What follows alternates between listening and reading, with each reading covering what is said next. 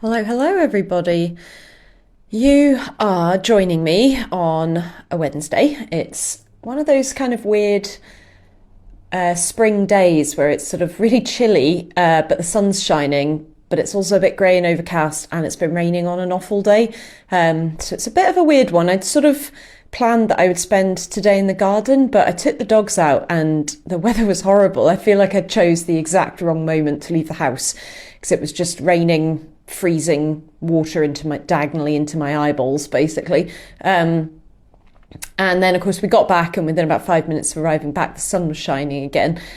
And I thought about going outside, but just feel, when you have one of those days, you just feel kind of cold to your bones, It's one of those days. So if I'm honest, I made a very adult lunch of peanut butter on toast, because we're using up the knobbies from the freezer. Spoiler alert, it's not really a major spoiler, but for anyone who's watched Succession, knobbies is a term in an episode of Succession that Andrew and I just found hilarious. It's basically those frozen ends of loaves that everybody puts in the freezer when you buy a loaf of bread and you don't get through it fast enough. And then what we tend to do is end up with like 5 or 6 bags of knobbies. And then they just sit there for months on end. And then eventually one of us gets annoyed and makes a concerted effort to eat through them. And then you feel very satisfied that you've finished off all the knobbies, and then the cycle continues and you overbuy bread again. So yeah, we've currently got basically an entire freezer drawer full of knobbies, but now that I've got an actual word to describe them, I'm much more motivated to eat them. So I had peanut butter toast for lunch and put the heating on and did a bit of pottering. So my plan this afternoon was to sit down and do some sewing, because I have yet to finish off the bestie bags that I put on my sewing day to-do list. I did all the mending that I'd planned to do that day and then never actually finished the bestie bags. But my sewing machines are still out and they're sort of cluttering up the place, and I don't want to pack them away again until I finish the bestie bags. But the weather's been quite nice the last week, couple of weeks really, on and off. So I've been making a concerted effort to be outside. And so my sewing machines have been slightly languishing. Andrew made a bit of a pointed comment about them the other day because they are kind of in the way.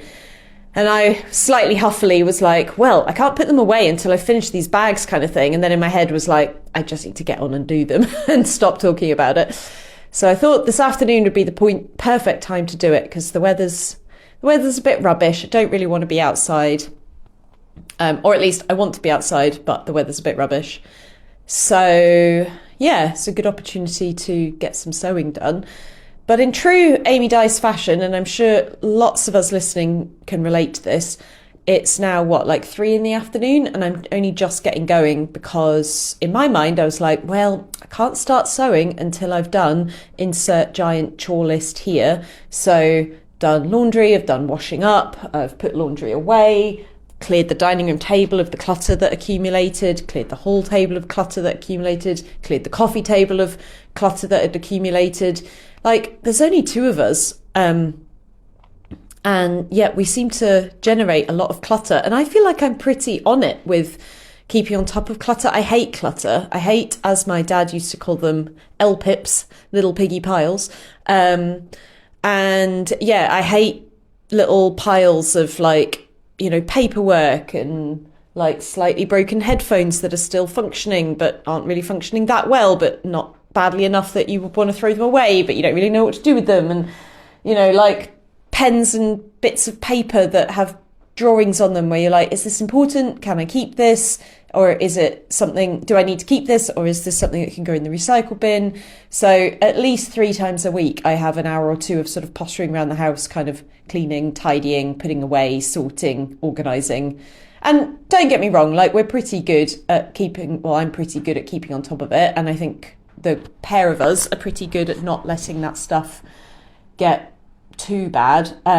But yeah, you realise then you've wasted like 2 hours in sorting the house and you've yet to actually get going with the joyful task that you wanted to do. So yeah, I'm finally sitting down to do some sewing.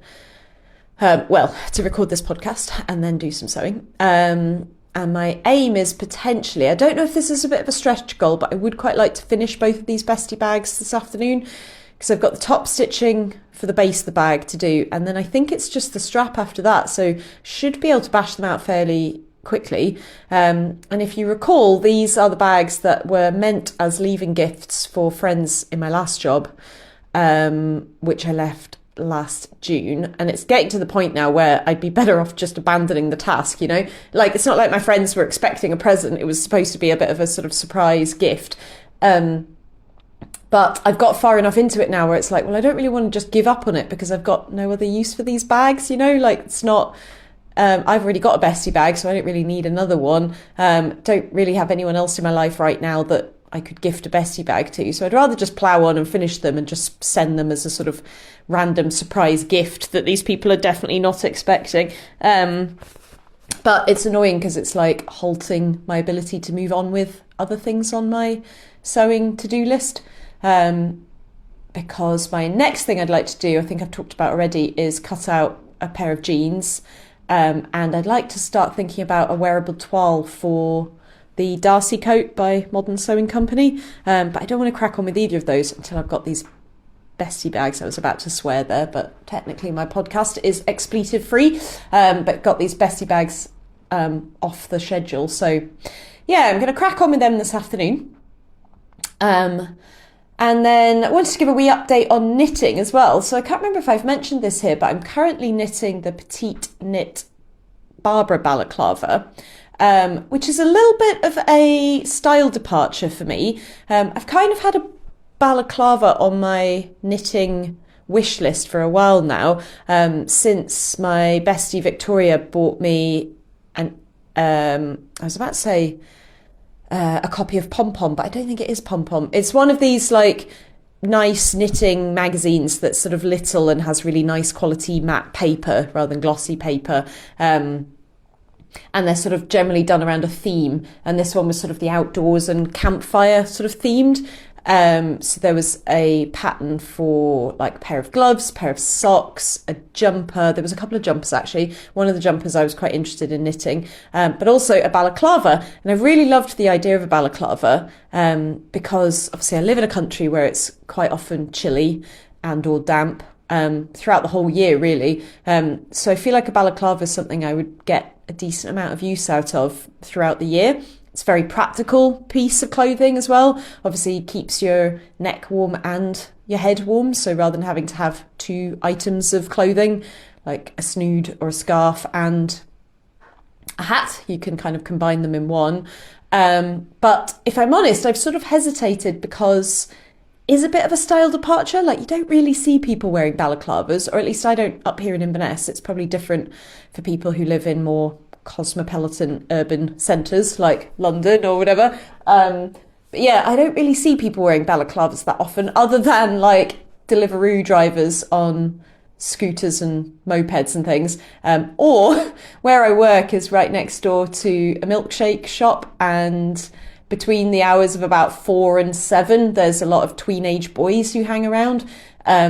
And they like do wheelies on their bikes and show off to their pals. And a lot of them wear balaclavas. And if I'm honest, hate to say it, but they're a little bit threatening, even though they've never caused me any bother at all. But there's just quite a lot of them. And for all that they're only like 14 or 15, when I take the bin out, I'm a bit like, oh God, please don't talk to me. It's really tragic to say out loud because I'm basically old enough to be their mother. But yeah, but a lot of them wear balaclavas. So I guess balaclava does have a bit of a sort of, what's the word, like a reputation, right? It's the burglar's sartorial clothing of choice sort of thing. And so, yeah, I guess I just hesitated a little bit because I was like, am I going to look like a bit of a dweeb wearing a balaclava? But then I was going through my stash recently and I came across two balls of yarn that, again, my bestie Victoria, shout out, very kindly gifted me last year when she was having a bit of a de-stash. And I had initially thought, so one's sort of royal blue and the other's hot pink, had initially thought to kind of combine them into something like a Sophie scarf, and I thought that would be quite cool to have like mostly royal blue with hot pink tips, or like half royal blue, half hot pink. Hot pink's not really a colour I wear that frequently, albeit I do like it. And then I thought maybe I'd knit something for Andrew with it, because royal blue and hot pink are his kind of business colours of business, sort of trademark colour of choice. Trademark, that's not the word. Branding colours of choice. So I thought maybe I'd knit him something, but he doesn't typically wear sort of scarves and hats and things like that frequently. And then I was sort of playing around. I love playing around on Ravelry. This is exactly the kind of planning session that I can absolutely go down a rabbit hole in. And yeah, came across Petite Knit I think she must have literally just released this pattern when I saw it, because there were only like 6 projects, which is unheard of for Petite Knit, because normally she has like thousands, right? So I went to Instagram to look at the pattern hashtag, and again, there was only a handful of posts. So I think she must have literally just released this pattern at the point that I was looking at it. But it was only a £5, and I thought, I really like Petite Knit's style, that sort of minimalist Scandi style. Albeit annoyingly, all the pictures that she's shot of the ones that she's made are sort of from the back or the sides. There weren't any really from the front. So I'm sort of waiting for someone to knit it and put it on Instagram so I can look at it. Because I'd quite like to see a picture from the front. Ideally a video. It's nice to see a reel, isn't it, when you're looking at patterns that you're thinking of knitting, because you just get a better idea of like the style and the shape and things in a video. Anyway, yeah, so I've cast that on and I'm pretty far into it. So she has you knit a rectangle first that's sort of the top of the head, and then you pick up and knit stitches round the edge. You do German short rows, which I'm always really terrible at. And I always think I know what I'm doing, start, and then have to rip it out and look at a YouTube video and try again. And then you basically just knit straight. Once you've done the shaping, you kind of knit straight until it measures something like 22 centimetres long.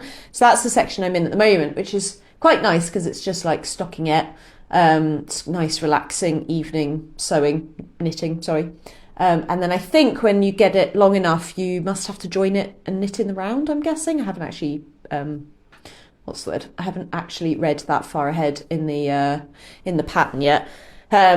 And it actually, just as a side note, occurred to me that I really like printing off knitting patterns, because obviously to save paper and whatnot, it's better to just do it off the digital copy on your phone. But the problem with that is you're trying to knit and sort of relax and ideally get away from your phone a bit. And if you're looking at the digital pattern on your phone, you're sort of constantly then getting notifications for other apps, and then you're like, oh, my mum's texted me, I'll have to read that, I should reply to this, and then I've got a notification from Vinted, so I need to go in and double check what that is, and then you've wasted like 5 or 10 minutes fannying on with your phone when actually what you wanted to do was knit. So I've always felt faintly guilty about printing off knitting patterns, but to be fair, for the most part I tend to keep them, assuming it's something that I like actually think I'll knit again. Sorry, not sorry to the Petite Knit holiday vest, but that looked terrible on me, so I will probably be recycling that one. But for the most part, I do tend to keep them. And obviously it's nice to have the paper copy because you can make notes on it as well. So, if you alter the length of something, or you cast on more or less stitches, or even just noting where you got to, you can draw a little arrow at the start of the next row to knit or whatever.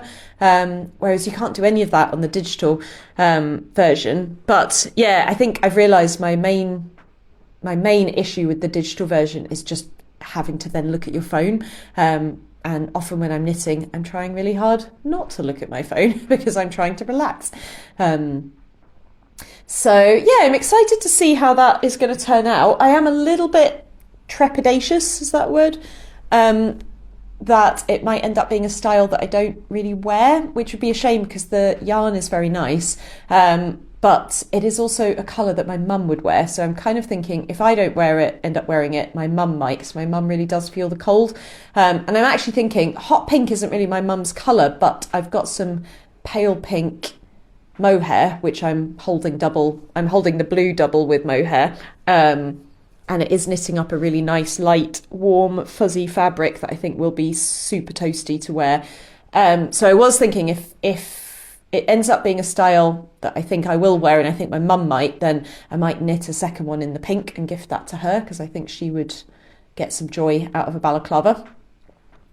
So that's where I'm at with knitting. And then my whole last week's episode was a bit of a garden update on the theme of my raised bed. I haven't really made much more progress other than, I can't remember where I got to. I think I'd siliconed the inside, that was it. So I've now linseed oiled the inside of the raised bed, and I've filled it about probably 50%. So I guess I have made actually quite a lot of progress. But progress is slightly stalled because I bought a what am I saying? A ton, so 950 kilos, so just short of a ton, bag of topsoil to fill the raised bed. I filled the bottom third with some, we took down a holly tree, so I used that, I chopped all that up and put that in the bottom, and then I had a huge pile of cardboard that I've been hoarding for months, put that in there. And then I thought, well, that's filled about a third, I'll do the rest of the topsoil.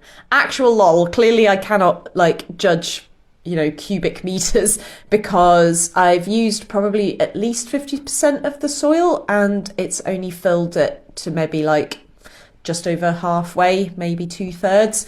And it's going to compress down even further over time because the air within the holly branches and whatnot is going to get squashed out over time as the holly breaks down.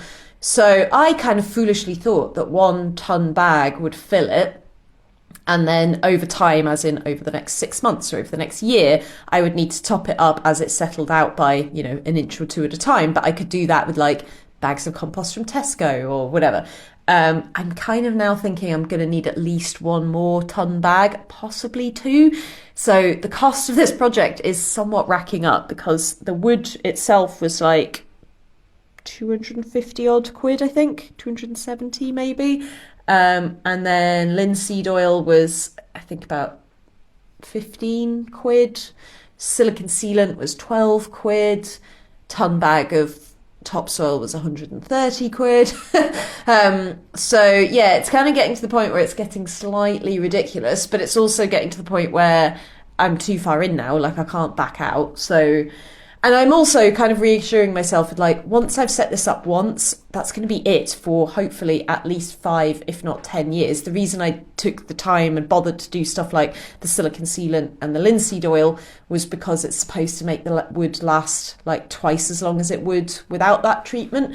So I'm hoping it might last the best part of a decade. So then when you think, for the amount of joy I'm going to get from growing my own veg and multiplied that over the next touchwood decade, I think it's all going to be worth it. And obviously none of this stuff is going to go to waste because even as the wood decays or whatever, I can still reuse the topsoil. So it's not I would have to replace it all completely from scratch in the future. It's just a little bit oh God, I'm spending so much money on what is essentially a hobby when we've got an entire house that needs renovating, and that 500 odd quid that I'm going to have ended up spending on it could have been better spent on something in the house. But then equally, the flip side of that is the house, basically the entire house needs redone to one degree or another, and £500 is not even going to touch the sides of what we need to do to the house, because we need new kitchen, new bathroom, new decor throughout, new floor coverings throughout. The whole house needs rewired.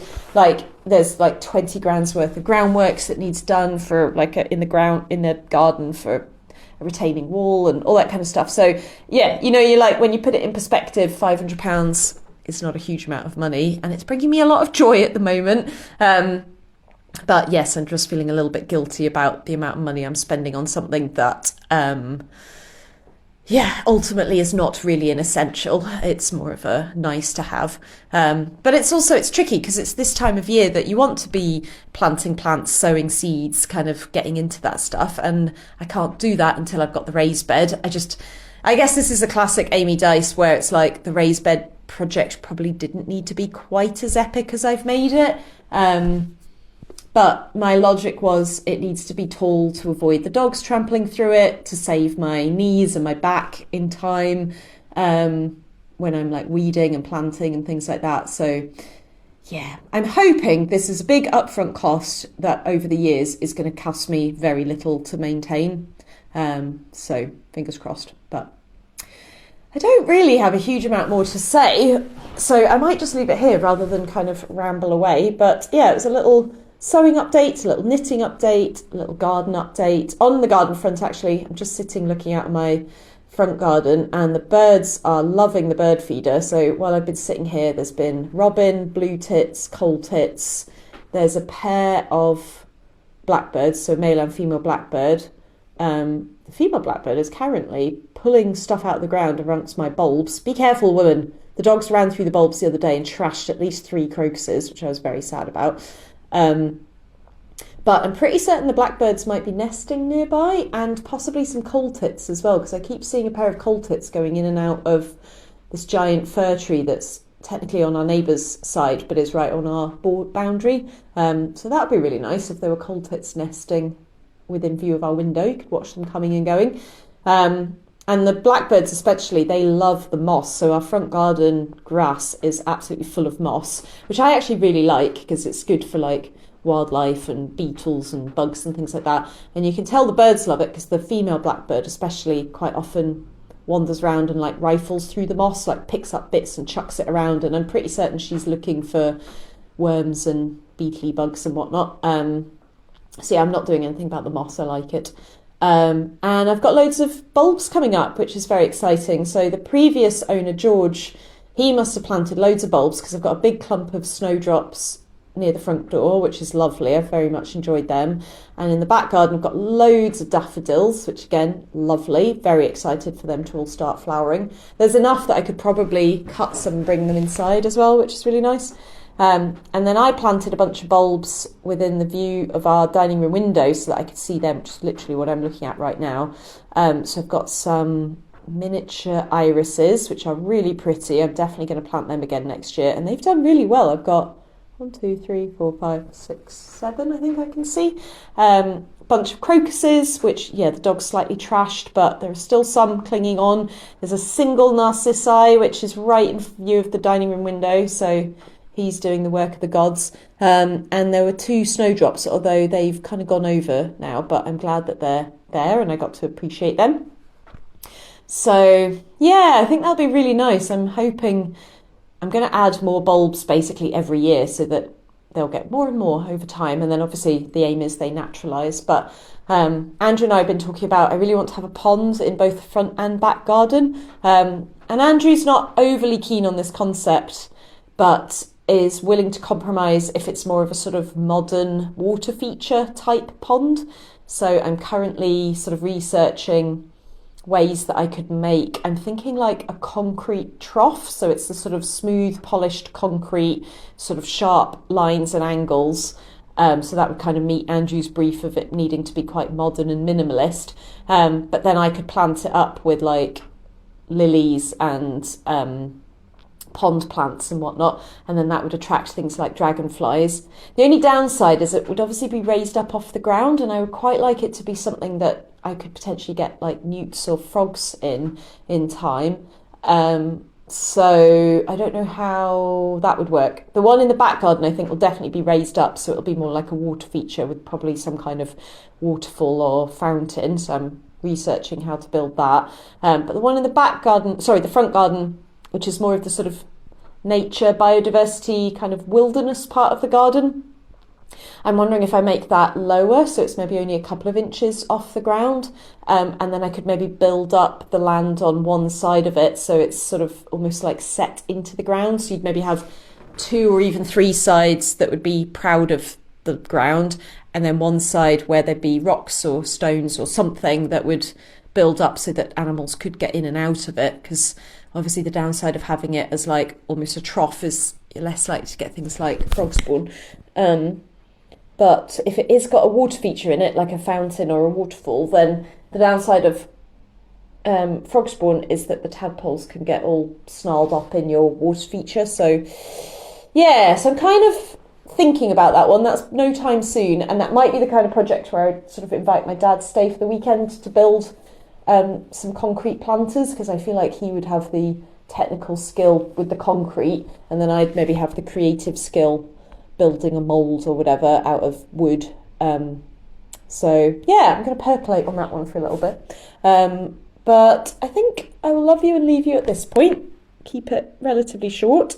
Wherever you are, I hope you're having a lovely day. I hope the sun is shining where you are.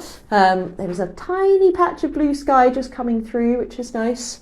So I might go put on a pot of coffee and get myself a little snack, maybe an apple or something.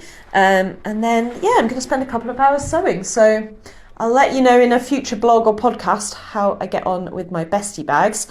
I mean, I kind of want to finish them just because I'm bored of talking about them now. So yeah, I will keep you all updated and I will speak to you soon. Bye.